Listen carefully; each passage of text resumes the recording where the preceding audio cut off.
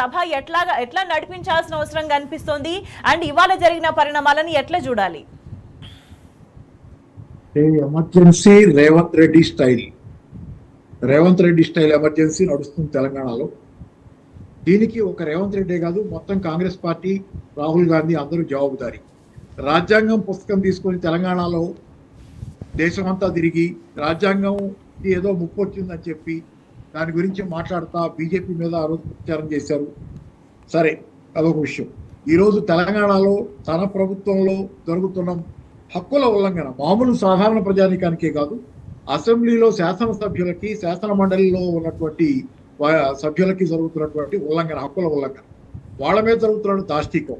దీనికి జవాబు చెప్పే బాధ్యత ఈరోజు ఒక రేవంత్ రెడ్డిదే కాదు. రేవంత్ రెడ్డి దగ్గర నుంచి ఎవరు జవాబు వస్తుందని కూడా ఆశించట్లేదు. జవాబు చెప్పే బాధ్యత మొత్తంగా కాంగ్రెస్ నాయకత్వానికి. ఇవాళ నిన్న మొన్న సింప్లిసిటీ గురించి విపరీతంగా జరిగినటువంటి మీనాక్షి గారు, ఆమె చాలా సింపుల్ మనిషి. తెలంగాణ ఆమె రావటమే కాంగ్రెస్ పార్టీ అదృష్టం అని చెప్పి ఇక్కడ ప్రచారంలో చేసిన వాళ్ళంతా కూడా మీనాక్షి గారు, ఆమె కూడా జవాబుదారీ, రాహుల్ గాంధీ జవాబుదారీ. కాబట్టి ఈరోజు రేవంత్ రెడ్డి స్టైల్ ఎమర్జెన్సీకి వీళ్ళందరూ జవాబుదారులే.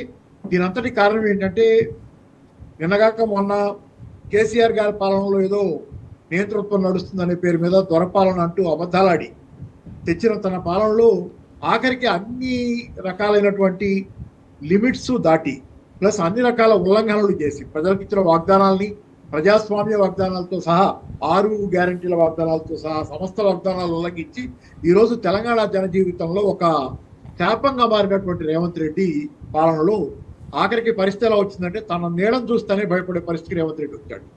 అందుకే ఈరోజు జగదీష్ రెడ్డి గారు 6 నిమిషాలు కూడా మాట్లాడకముందే 6 డజన్ సార్లు అడ్డంకులు సృష్టించి ఆఖరికి ఆయన్ని సస్పెండ్ చేసేదాకా తెచ్చే పరిస్థితి ఎందుకు వచ్చిందంటే, రేవంత్ రెడ్డి దీనిలో ఆఖరికి అసెంబ్లీలో కూడా తన నీడను చూస్తేనే భయపడే స్థితికి వాళ్ళు కాంగ్రెస్ వాళ్ళు వచ్చారు.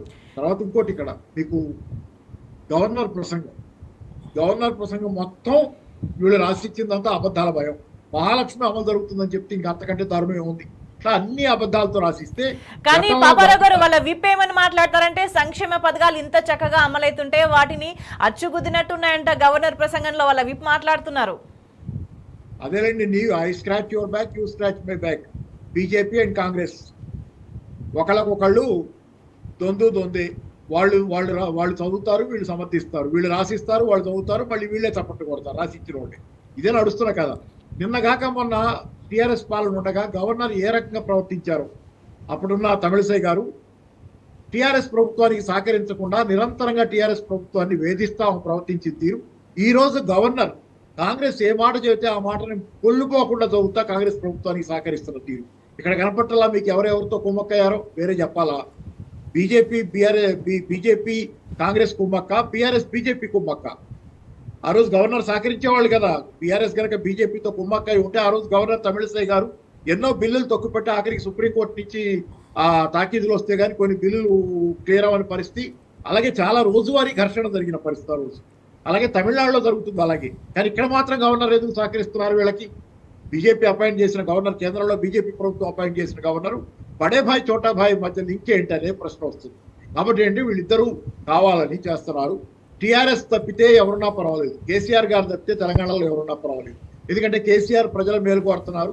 వచ్చినటువంటి ఆదాయంలో ప్రజల కోసం ఎక్కువ ఖర్చు పెట్టాలని కోరుకుంటున్నారు, ప్రజల బాగోగులు చూడాలని కోరుకుంటున్నారు. కాబట్టి అలా జరగకుండా కాంట్రాక్టర్లకి, బడాబాబులకి డబ్బులు మళ్లించుకోవాలంటే, తెలంగాణలో అదానీ కాలు పెట్టి అదానీ పాదాక్రాంతం కావాలంటే తెలంగాణ రేవంత్ రెడ్డి అయినా ఉండాలి, లేకపోతే రేపు పొద్దున బీజేపీ ప్రభుత్వం అయినా ఉండాలి. తప్పితే టీఆర్ఎస్ కానీ కేసీఆర్ గారు కానీ ఉండకూడదు. భరించలేనటువంటి బాధతో బాధపడుతున్నారు వీళ్ళు. కేసీఆర్ గారిని తలుచుకుంటే కల్లో కూడా వస్తున్నాడు ఆయన వీళ్ళకి.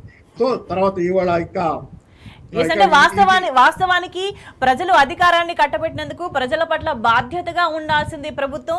ప్రజలకు ఏమైనా సమస్య వస్తే తీరుస్తాం, మేము ఉన్నామని చెప్పి భరోసా ఇవ్వాల్సింది ప్రభుత్వం. కానీ ప్రజా సమస్యలు ప్రస్తావిస్తే ప్రతిపక్షం మీద దుమ్మెత్తిపోస్తున్న పరిస్థితి, అక్రమంగా సస్పెండ్ చేస్తున్న పరిస్థితి